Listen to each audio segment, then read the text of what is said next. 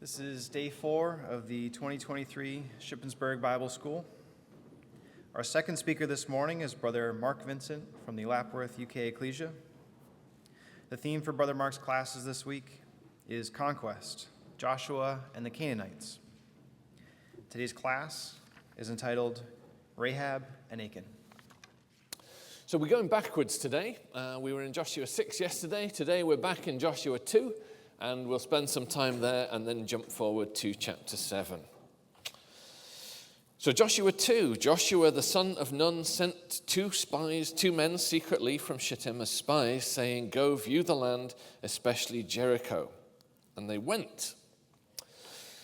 And you'll see that the end of the chapter corresponds to that. So just as Joshua sends out the spies and they go across Jordan to Jericho, so at the end of the chapter they come back to Joshua and they give their report. So, this is not immensely a revolutionary point, but you'll notice that the chapter begins and ends in the same way, and in fact, or in a parallel way. And in fact, the whole chapter is another one of these chiasm structures, A, B, C, B, A. So Joshua sends them out, and they come back. That's the A part.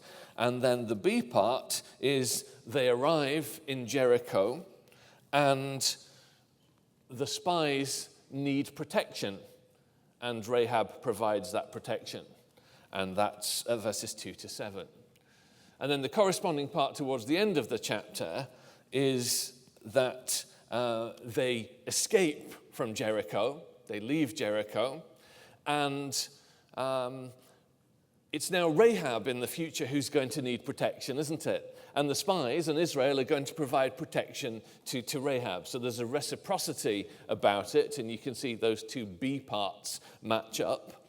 And that leaves a central section in the middle, which goes from verse 8 to verse 14.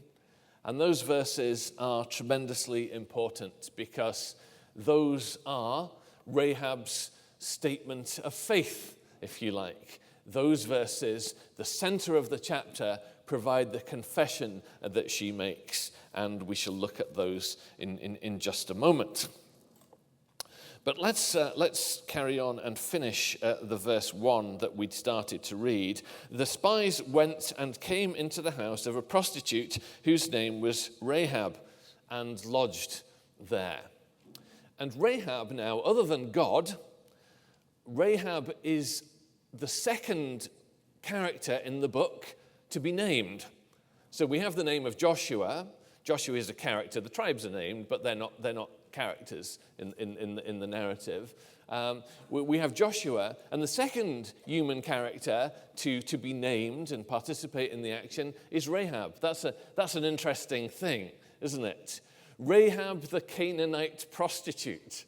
So you couldn't get a more opposite counterpart to Joshua, could you? Joshua, who is the servant of Moses, the successor to Moses. So he's got all the boxes ticked in a way, hasn't he?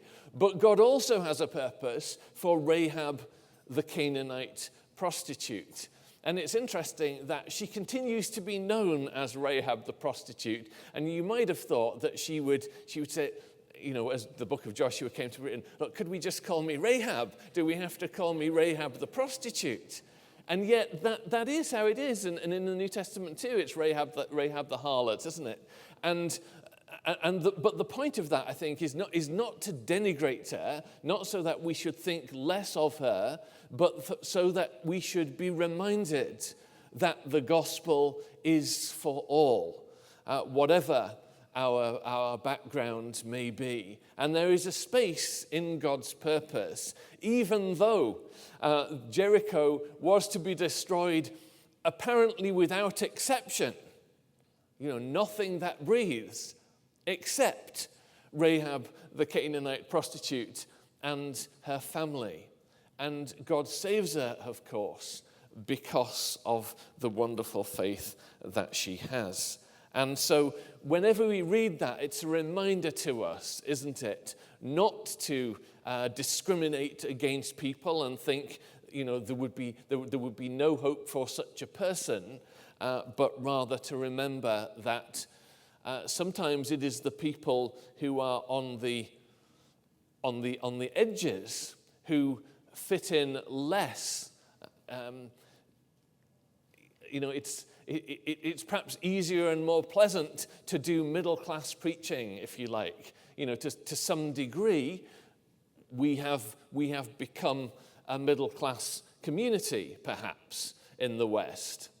And therefore we can feel more comfortable with that kind of preaching. But Rahab is this person who doesn't quite fit into her own society and may be looked down upon in her own society. And she lives, doesn't she, in the wall. Just have where is the verse? Is it verse 11? It's not verse 11. I've got it noted down here somewhere. Verse 15 it is. Let's just look at that now for a second. Then she let them down by a rope through the window, for her house was built into the city wall, so that she lived in the wall. That's the ESV. I think the AV says on the wall. The word wall is actually occurs 3 times in that verse. Her house was built into the city wall. She lived in the wall of the wall. It is literally. So it's like you couldn't get any closer to the edge than she is. So she's in Jericho, but she's uncomfortable in Jericho. She doesn't fit there. She wants something else. So whereas the rest of Jericho is closed up and keen to remain as Jericho and to not let anything else in or out, she is on the edge. She is the marginalized person, and she is a person who is looking for something better, something which transcends. So in the spies come and they lodge there, and it's been speculated that that would be a place where there would be men going in and out, and often culturally it was a sort of a hotel and offered the prostitution services as well. So that was just how it was done in those days. It was the equivalent of an inn or a hotel, and so it would be natural for people to go and stay there. So that gave them potentially some protection, but whatever protection it was that they sought in their undercover mission, it didn't work, did it? Because the king of Jericho heard of it. And it was told the king of Jericho, "Behold, men of Israel have come here tonight to search out the land." Then the king of Jericho sent to Rahab and said, "Bring out the men who have come to you and entered your house, for they have come to search out the land." But you notice that Rahab was always one step ahead, wasn't she? She had thought this through. She had foreseen that there could be a risk of this arising, and she had already made preparations for it. And it's just interesting how it's like she is in control through the whole of the narrative, because she's not in control in the sense of she doesn't know how the spies are going to respond to her request to save her. She's certainly not in control of that. She's not in control of her own salvation.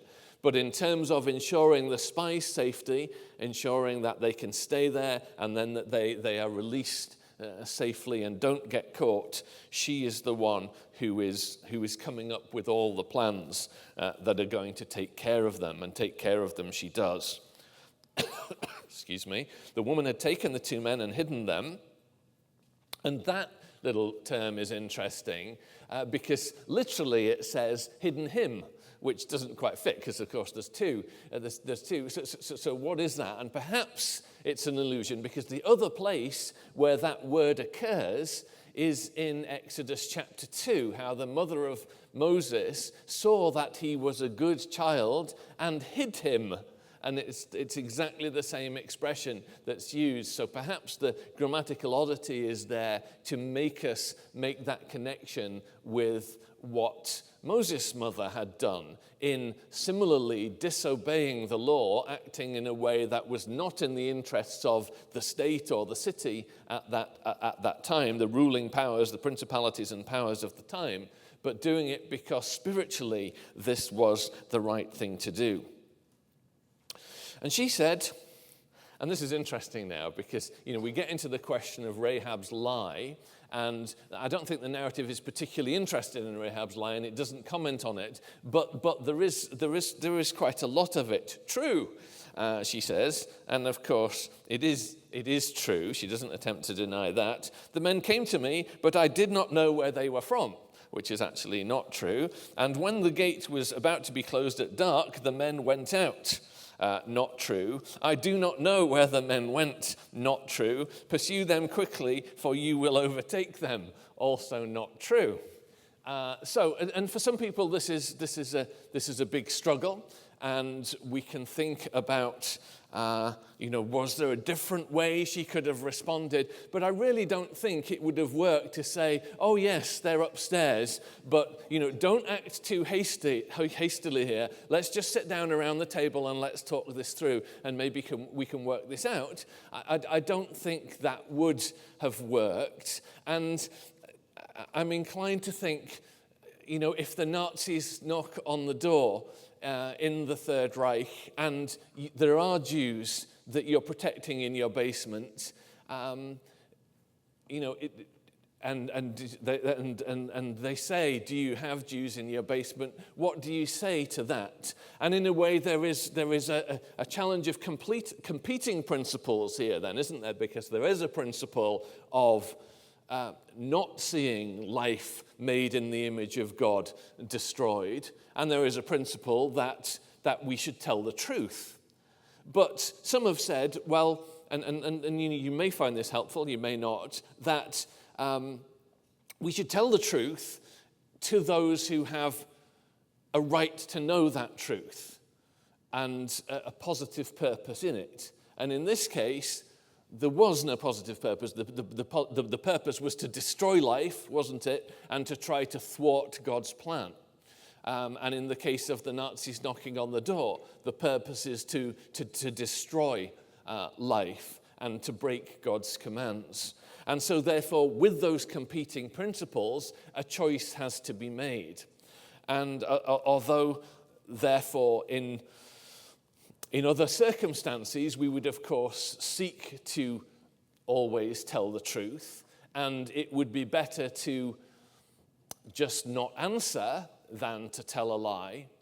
There are perhaps circumstances like this where there are competing principles, where we can actually understand why Rahab does what she does, and she is not condemned for it in the narrative, and in fact her faith in taking care of the spies and welcoming them, speaking peace to them, as it puts it in Hebrews 11. So we've got both Hebrews 11 and James's testimony. And of course, the testimony is not specifically to commend the lie, but it is to commend the overall action that Rahab takes here in preserving the life of these people. So maybe maybe those are some worthwhile thoughts to consider.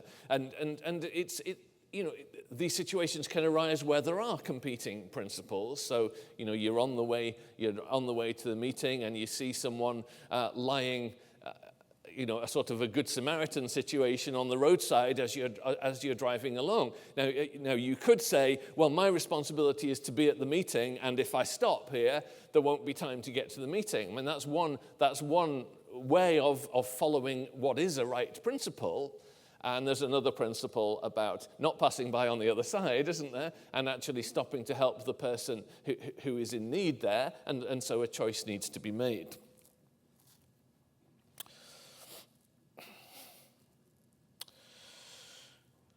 So now we get to verse 8. And this is really then the center. This is structurally the center of the chapter.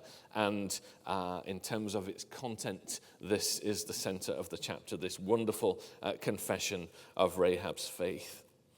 Before the men lay down, she came up to them on the roof, and she said to the men, I know that the Lord has given you the land. She knows this. This is her faith, isn't it? She is committing to this. I understand the facts here. And look at the word she chooses. I know that the Lord has given you the land. So she understands the very principle that we saw established in chapter 1 of Joshua, doesn't she? That this is by the gift of God. And all those references to the Lord gives, the Lord gives, the Lord gives the Canaanites, the Lord gives the land, that we counted in chapter 1, and we saw how they went through the book. Rahab understands that. This is in God's gift. This is God's prerogative. He has decided. And she now wants to fit in and be a part of what it is that God is doing. I know that the Lord has given you the land, and that the fear of you has fallen upon us, and that all the inhabitants of the land melt away before you.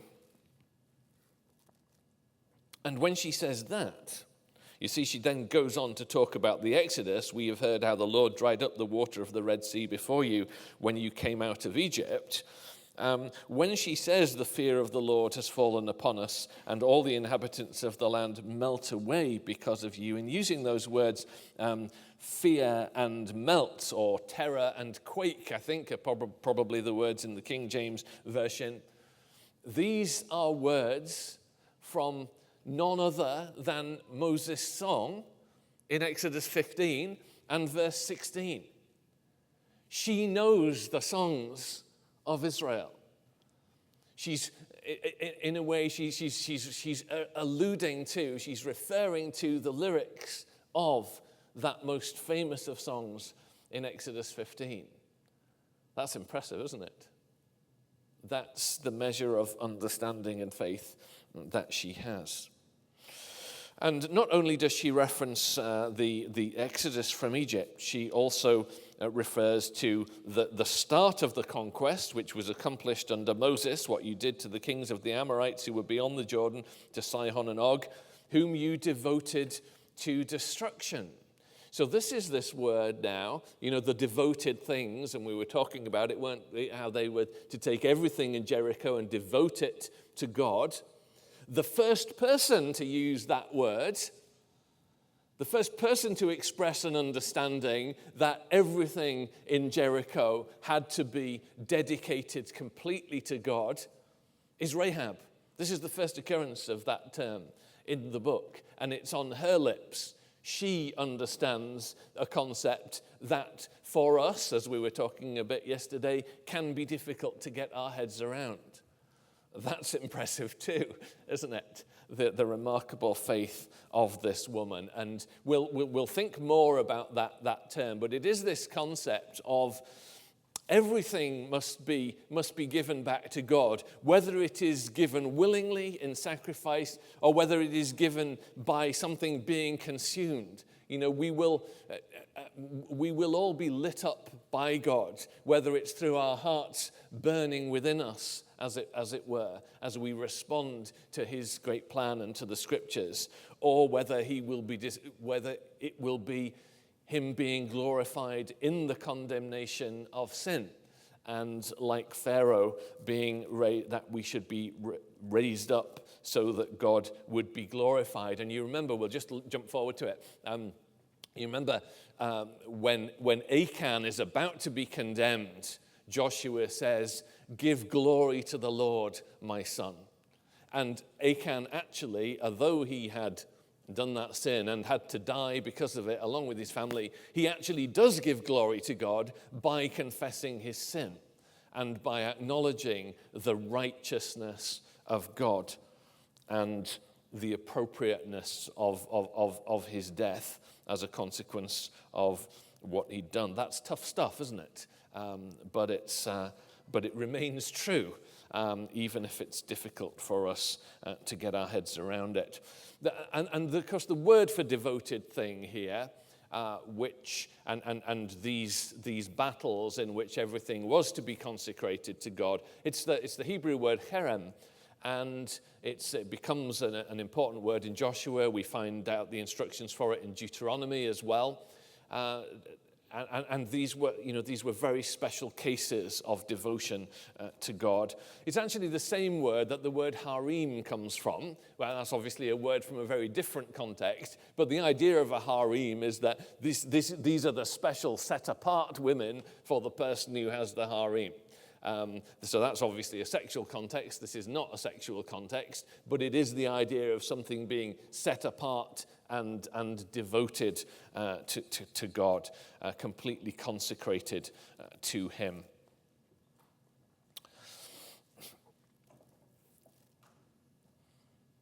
And as soon as we heard it, she says, our hearts melted, and there was no spirit left in any man because of you. For the Lord your God, he is God in the heavens above and on the earth beneath. And so here now we've got God's covenant name, haven't we? We've got the name Yahweh now being used by Rahab. And when she says he is the God in the heavens above and on the earth beneath, she recognizes the principles of Genesis 1 that we were talking about way back on Sunday. She recognizes his supremacy, and she uses an expression which sort of foreshadows the one that's going to be used in Joshua 6, where it says, for the ark of the Lord the ark of the covenant of the Lord of all the earth is passing over Jordan. She's sort of giving us a foretaste of that in the expression that she uses. Now then, please swear to me by the Lord that as I have dealt kindly with you, and now here she uses the word chesed, that word for covenant faithfulness. So she's got all the words, hasn't she? Isn't it just a tremendous expression of faith, a tremendous statement of faith, of understanding from her, of God's purpose and of the principles on which his existence and activity is founded. As I have dealt kindly, showed that covenant faithfulness to you, you also will deal kindly with my father's house. And give me a sure sign that you will save alive my father and my mother and brothers and sisters and all who belong to them, and deliver our lives from death. So she doesn't talk first about herself, does she? She says, as I have dealt kindly with you, please deal kindly with my father's house, that you will save my father and my mother, my brothers, my sisters, and all who belong to them. And only then, at the end, she says, and deliver our lives. Only at the end, she includes her own salvation, doesn't she, in that? There's a beautiful selflessness in that. And then the men respond to her. Do you see how the last word that she has spoken is the word death? Deliver our lives from death. She knows that without the grace of God, that is where this story ends, as it is where all human stories end. She needs now the grace of God to be extended to her, even as she has tried to show her faith in that grace, and even as she has tried to act and show by her works that she believes it. And the men said to her, our life for yours, even to death. And they recognize the stakes that are in play here for Rahab and her family, don't they? If you do not tell this business of ours, then when the Lord gives us the land, we will deal kindly, show that covenant faithfulness, and faithfully with you. So I want to just make a little aside now. So we've talked about the fear and the quaking, haven't we? Or the fear and the melting, the terror and the quaking, whichever words in your particular translation. Now, I want us to think about that because it's an important question, isn't it? What do you do with your fear? And there are lots of examples of what people do with their fear as we go through the book of Joshua. So this is the first one in chapter 2, where she's described how her people have responded. They're frightened, and what do? Well, we've already seen that in chapter 6. Jericho was shut up within and without. None came out and none came in. That's one thing that you can do when you're afraid. You can go into lockdown, and we know what that looks like, don't we? And it's not good. That's not the answer to fearing and quaking, and that's not a comment about what we should do about COVID and so on, just to make that absolutely clear. I'm not commenting on that at all. But with respect to the fearing and the quaking that the Israelites, that the nations around were having as a result of Israel's coming into the land and their exodus from Egypt, what should you do about that if you are one of the nations around? Well, we've seen what Jericho does. Let's have a quick look. We're going to come back to chapter 2, but let's have a quick look at chapter 5. As soon as the kings of the Amorites that were beyond the Jordan to the west, and all the kings of the Canaanites who were by the sea, heard that the Lord had dried up the waters of the Jordan for the people of Israel until they had crossed over, their hearts melted, and there was no longer any spirit in them because of the people of Israel. So there was this kind of wilting, wasn't there? This sense of inevitability. There's nothing we can do here. It sort of led them into a depression and an inability to act. Now, that's no good, is it? So it's like they deny that they have any agency here. They just melt away. The Canaanites shut themselves in. On into, chapter 6 we've already considered. Let's go on and look at the next example, and it's in chapter 9. And as soon as all the kings that were beyond the Jordan in the hill country and in the lowland, all along the coast of the great sea toward Lebanon, and then it lists the various ites, heard of this, they gathered together as one to fight against Joshua and Israel. So that's a different response, isn't it? Let's fight it. Let's summon together what power we have and let's focus it on attacking Israel. But when the inhabitants of Gibeon heard what Joshua had done to Ai, they on their part acted with cunning and went, and you know the story, how they pretended that they'd come from a long way away and that they succeeded in making a covenant. Now, we're not going to have time to look at that narrative this week, but it was a different strategy, wasn't it? And it was a better strategy than the strategy of trying to fight with Israel. And what's interesting is that Gibeon, as we don't learn it until the next chapter, but we learn that Gibeon was actually one of the strongest cities in the area, and the men there were particularly mighty. But they recognized that their might didn't count for anything against the armies of God. And therefore, they hatched this plan to pretend and, to wear out their bags and their shoes and their water bottles and everything and get their crumbly food and to bring it and to pretend. And then if we were going to go into chapter 10 and into chapter 11, we would see that both of those chapters too, and we'll look at those more tomorrow, they begin with the nations fearing and quaking, being terrified, and saying, okay, what we need to do is respond with violence. What we need to do is confederate ourselves and go and fight. That's such a human response, isn't it? So we see that time and time again. We see the locking down. We see the hearts melting. None of those are the right answer.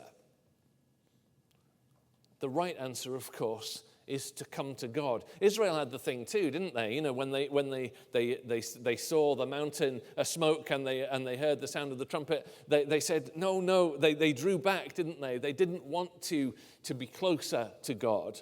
But the right response is actually to seek to draw nigh, to seek to approach him through the provision that he makes for us.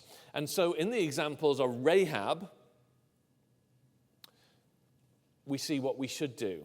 And in a way, in the example of what the Gibeonites do, I'm sure there was a better way than their cunning and deception, but actually it brought them into covenant, didn't it? It brought them into covenant with God and with the Israelites. And maybe the Israelites should have handled it better, and maybe they should have asked God's counsel, which they didn't. But the Gibeonites were prepared to accept this position of servitude. Even though they were mighty men, they were prepared to humble themselves so that they could be a part of the promises that God had made. So some interesting examples of this theme, isn't there, of different ways of responding. Let's go back to chapter 2, because we need to we need to complete the Rahab narrative. So we'd got to verse 15. Then she let them down by a rope through the window, for a house was built into the wall, in the wall of the wall, as we've already looked at. So she lets them down by this rope, and she says to them, "Go into the hills, for the pursuers will encounter you, and hide there 3 days. Then afterwards you may go your way." So what she's doing is she's saying, don't go straight back east home, go into the west, hide out there for a while, and again, she comes up with the plan, doesn't she? The plan that will save them. And she lets them down in the window, through the window, and I think we'll just skip through all of that. And we come to verse 21, and she said, "According to your words, so be it," which might have a New Testament echo, mightn't it, of another faithful woman. And she sent them away, and they departed, and she tied the scarlet cord in the window. She didn't wait around, did she? She didn't say, "Oh, well, I'll get to that. I'll go make some dinner first, and then worry about what else she had to worry about. And at some point, she'll put the scarlet cord up." That's the very next thing in the narrative, isn't it? They departed, and she tied the scarlet cord in the window. She was going to do this straight away. Now, it could be that was part of, that was part of how you recognized a prostitute's house, and so hanging it up there was, some cultures still have the red light as a sign, the red light district. That may or may not be the case, but of course there is this echo with Passover, isn't there? And the marking of the blood. And here we have this scarlet cord in the window here rather than over the doorpost. And they go and report back to Joshua. Now, there is a counterpart to this narrative, and of course it is the narrative of Achan. Because,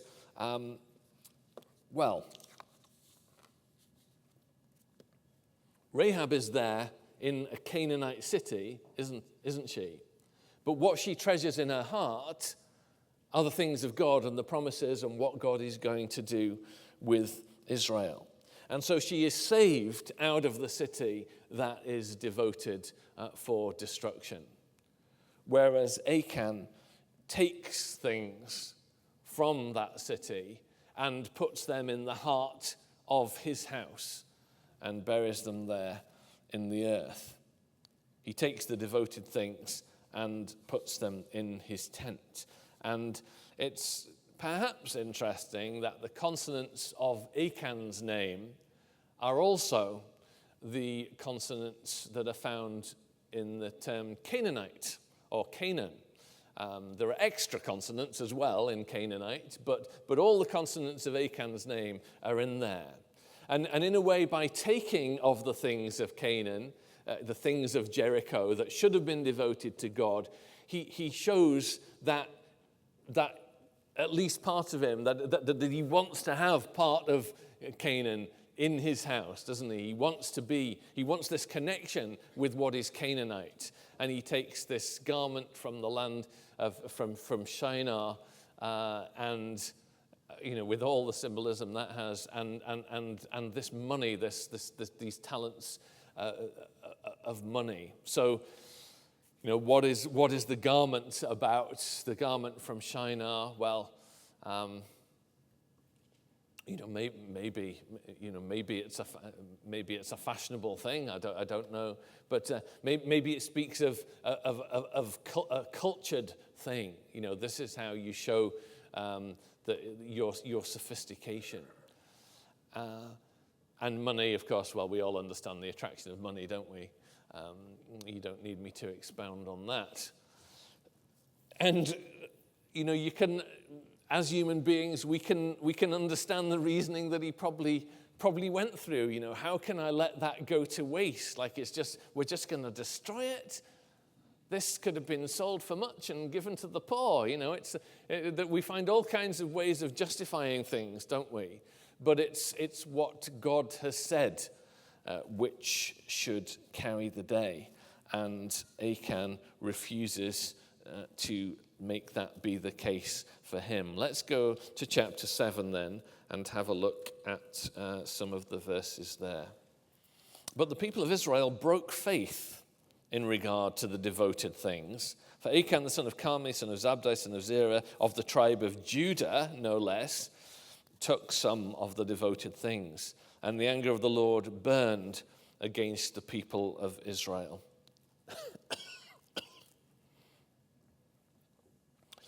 And again, we won't go through this now, but again, chapter 7 can be seen as one of these A, B, C, D, E, F, and then back to A again structures, one of these ring structures, these chiastic structures. And so, feel free to go through that for yourselves. But just to give you a clue there, the burning anger is referred to at the beginning of the chapter, and it's referred to again at the end of the chapter. And the center of the pattern, which is almost always the point of these structures, is what we find at the end of verse 12. It says, "I will be with you no more unless you destroy the devoted things from among you." That's the central point of the chapter, that second half of verse 12. If that structural idea is correct. So they go out, don't they? They go out to spy out the land in verse 2. So it feels, we're, of course, the narrator lets us in on the secret, doesn't he? So there's this dramatic irony where we know this isn't going to go well because God's angry and Israel has broken faith. But, of course, Israel themselves don't know that yet. And they start by sending out spies just like they sent out spies for Jericho. So they would have expectations. They've seen what God can do with Jericho. And they now have expectations, don't they, that God is on their side and that this is going to be a sort of walk in the park. Of course, this is all going to be fine. We know what to do here. And they say, look, relax, Joshua. Don't make the whole people go up. This is going to be easy for us, given what... But do you see what it is? This is going to be easy for us. From a human perspective, this is a straightforward one. We don't need to worry about this. And of course, here, as in chapter 9, they don't consult with God. They just go off, and then they have this terrible shock when the men of Ai kill about 36 of their men and chase them from the gate of Shechem and strike them at the descent. And the hearts of the people melted, I'm now at the end of verse 5, and became as water. So do you see what's happened? Israel is now having the response that the Canaanites were having. Here, the melting and the quaking and the terror has now come upon Israel. Now, it's perhaps a bit of an overreaction because God has been gracious to them. Only 36 of their men have died. I mean, it could have been a lot worse than that, couldn't it, given the anger of God and the significance of what was at stake here. But this comes as a mighty shock to them. And you can see Joshua's extravagant reaction as he tears his clothes and lies on his face till evening. And what's interesting about the prayer of Joshua is that he focuses on God's name. He understands that this is about God manifestation. But God seems to have relatively little patience with Joshua, doesn't he? The Lord said to Joshua, verse 10, "Get up, why have you fallen on your face?" Like, what are you doing down there? And then he explains what it is that Israel have done and why, therefore, circumstances have transpired like this. And a brother came to me yesterday, it was a really good point, that what's happened now is that the Lord has fought against Israel. So this is another dimension to, are you for us against us? And the commander of the Lord said no. This is another aspect, isn't it? Whether he is for you or against you depends on whether you have faith and whether you approach him in the correct way and whether you do the right things and obey his commandments. And so we're seeing the flip side here. When we don't do that, then there is danger at hand, as the Israelites here are discovering. Let's look at how God characterizes the sin that has taken place. Israel has sinned, 1. They have transgressed my covenant that I commanded them. And very powerfully here, God uses, when he says transgressed, it's using our old favorite word that we recognize from chapter 3 and 4. They have crossed over. They have passed over. It's like they've gone back across the Jordan in this act. They have transgressed my covenant that I commanded them. Let's not do that. Let's not go back again and rebuild what we've destroyed through God's grace in baptism. They have transgressed my covenant, so that was 2. They have taken some of the devoted things, 3. What Israel are supposed to be doing is taking Canaanite cities. This was one of our key words from this section of Joshua, wasn't it, on that second scheme we looked at on the first day. But instead of taking Canaanite cities, Achan has taken some of the devoted things. It's like, it's a real moment, isn't it, of having not completely misunderstood what they were supposed to be doing. That was the 3rd point, wasn't it? 4, they have stolen. 5, they have lied. And 6, they have put them among their own belongings. They have misappropriated what is God's. And so again, really, this is a sort of a reinforcing of the exhortation we had from Brother Roger when we were thinking about Andrew, wasn't it? About taking the things that we have and devoting them to God, making sure that we use them and not misappropriating things for ourselves or thinking that they're just ours to do whatever we like with. And the what seems to us drastic response in the death of Achan and his family there's a New Testament parallel to that, isn't there, with Ananias and Sapphira? And there the problem, of course, as we know, wasn't that they had resources that they didn't give to the Lord. It was that they claimed that they had given things to the Lord while they kept things back for themselves. Therefore, the people of Israel cannot stand before their enemies. Standing was one of those important words, wasn't it, as well, earlier on. They turn their backs before their enemies because they have become devoted for destruction. So because they have taken what is Canaanite when they shouldn't, excuse me, it's like there's a contamination from that spreads. And Israel as a whole, to some degree, and certainly the immediate family, have become contaminated by that sin. And that is a principle that we see at various points in the law of Moses, where different sins, linking to last night about God manifestation, different sins have different degrees of ramifications, different degrees of contamination under the law, depending on the nature of the sin and how serious it is in the sight of God. Of course, all sin is wrong and is unacceptable to him. But we are taught about this system of different degrees of contamination. And this one, with the first fruits of the land of Canaan, which was to be completely devoted to the Lord, is particularly a serious one, isn't it? I will be with you, and sorry, let's just, so we're in verse 12, aren't we? They turn their backs before their enemies because they have become devoted for destruction. They have become Canaanite, as it were. And God must now consume them if they don't repent, because he will have what is his. I will be with you no more unless you destroy the devoted things from among you. That's the second reference to devoted things in that verse. Get up, consecrate the people, and say, consecrate yourselves for tomorrow, for thus says the Lord God of Israel, there are devoted things, third reference, in your midst, O Israel. You cannot stand before your enemies until you take away the devoted things from among you. There now is the fourth reference. So you see, what they have to do now is, as they've taken things that they shouldn't have taken, now they have to take away those devoted things from among you. And so God then explains how the next day, the tribe that the Lord takes, here's the word again, so because they have taken, God will take them. And then the tribe, and then the clan, and then the family is taken, isn't it? Until at last Achan himself is identified and taken. And he who is taken, verse 15, with the devoted things shall be burned with fire, he and all that he has, because he has transgressed the covenant of the Lord, and because he has done an outrageous thing in Israel. And there I think that's using the word, the word Nabal.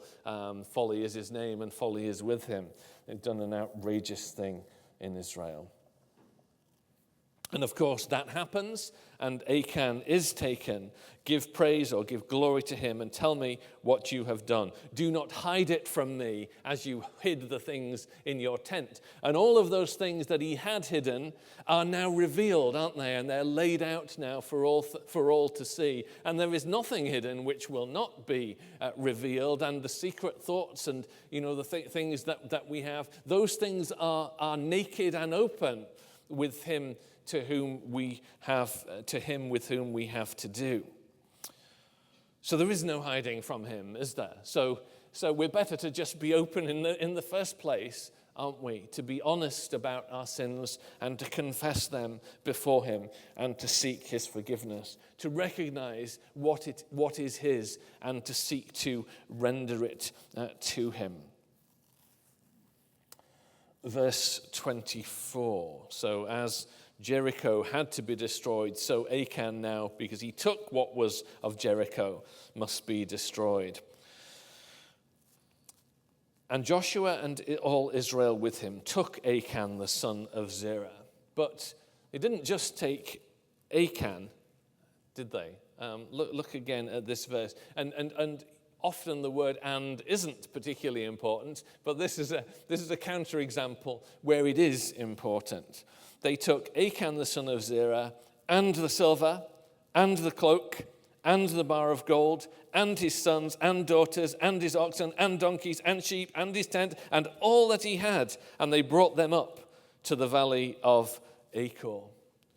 Why did you bring trouble on us? Achor and Achan, the N and the R, again look pretty similar in Hebrew. So there's a play on the words again. And they stoned him with stones, and there was this burning as well. And a pile of stones was made to commemorate that. So again, We've got two parallel examples, haven't we? A positive example and a negative example in Rahab and Achan. And we learn that there are consequences, there are wider implications from what we do. It wasn't just Achan, was it?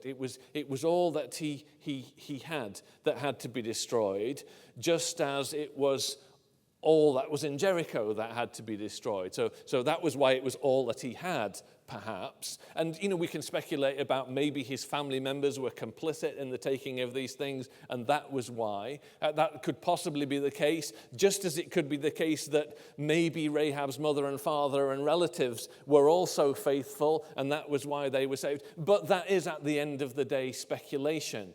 The principle here seems to be to make us think about the wider implications of our actions, whether that is for the negative in the case of Achan, or whether it is for the positive. That our example, the things that we do, and the way we behave, and the way we come across has implications for our relatives, for those we work with, for those in our ecclesia. Therefore, we should think very carefully about them. Our concluding point, let's just go back to chapter 6. We've seen the beauty of Rahab's confession. And though she was a Canaanite, and though she had been a prostitute, yet there is a place for her, not only amongst God's people, but in the very lineage. And we saw yesterday, didn't we? Do you remember that little speech in chapter 6 where there was that pause between shout and then the actual account of the shout? And we saw, didn't we, that in between verses 16 and 19, we saw that the central part of that little shape, that little ABCBA shape, was only Rahab the prostitute and all who are with her and her house shall live, because she hid the messengers whom we sent. So she's protected. There are two references in that speech to the devotion to destruction, but she is protected, and she is protected because she is already devoted to the Lord, isn't she? So she doesn't need to be devoted to destruction because of her devotion to him, as we have seen. And that's not the only reference. In the heat of the excitement with which the walls fell, they shouted and the walls fell down and they all went rushing up to Jericho. And you can imagine the intensity of that moment. But there is a pause, isn't there, in verse 22. But to the 2 men who had spied out the land, Joshua said, "Go into the prostitute's house and bring out from there the woman and all who belong to her, as you swore to her." And so they did that, and they brought out Rahab. And then there's a third reference as well in the chapter to Rahab. So in that destruction of Jericho, there is this wonderful salvation that is possible for all those who are truly devoted to him.